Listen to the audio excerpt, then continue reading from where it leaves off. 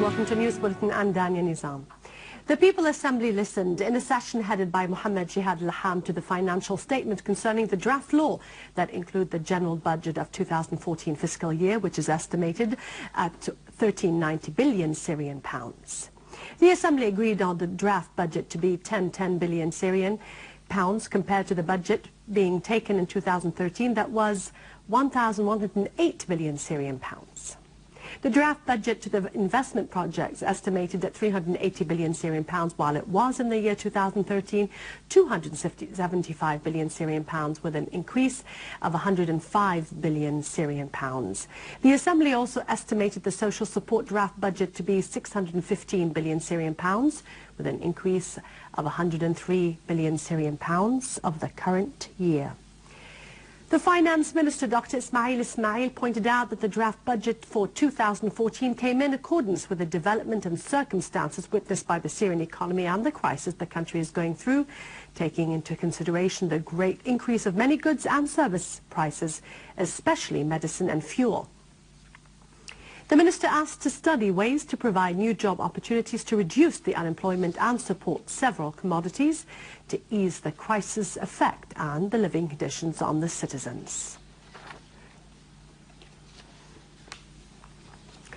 Prime Minister al-Khalifa inspected the centers of storing and marketing and al-Hal market in Damascus. The Prime Minister was briefed on the availability of food items and vegetables and on the prices.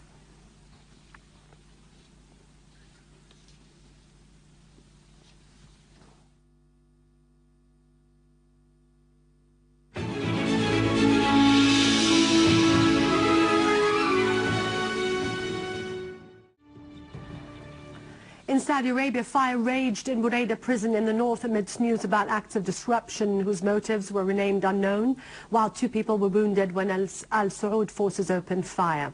The disruption began when prisoners set fire to the operations room and 2 other rooms. Prisoners were moved to another area in the prison, and emergency forces imposed a siege. The prisoners are detained under criminal charges.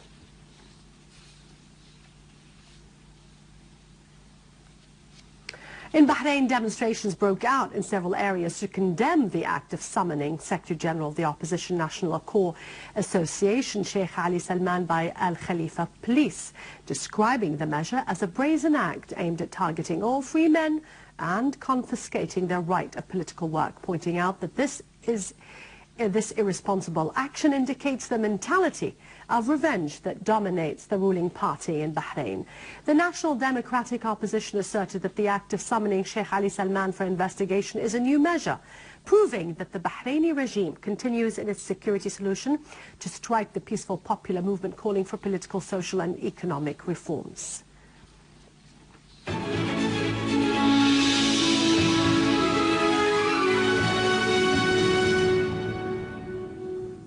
The Directorate of Antiquities and Museums regained 69 smuggled artifacts in addition to 14 statues from Palmyra and 22 potteries that date back to the Bronze and the Roman ages. The Directorate of Antiquities received the archaeological pieces from the Lebanese authorities as part of coordination between the embassies of both countries and the Higher Syrian-Lebanese Council in implementation of the international agreement which provides for combating trafficking in antiquities.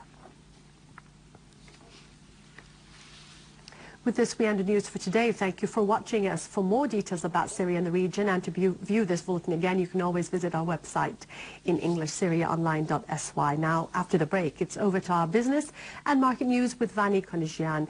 But after this short break, and as always, only victory.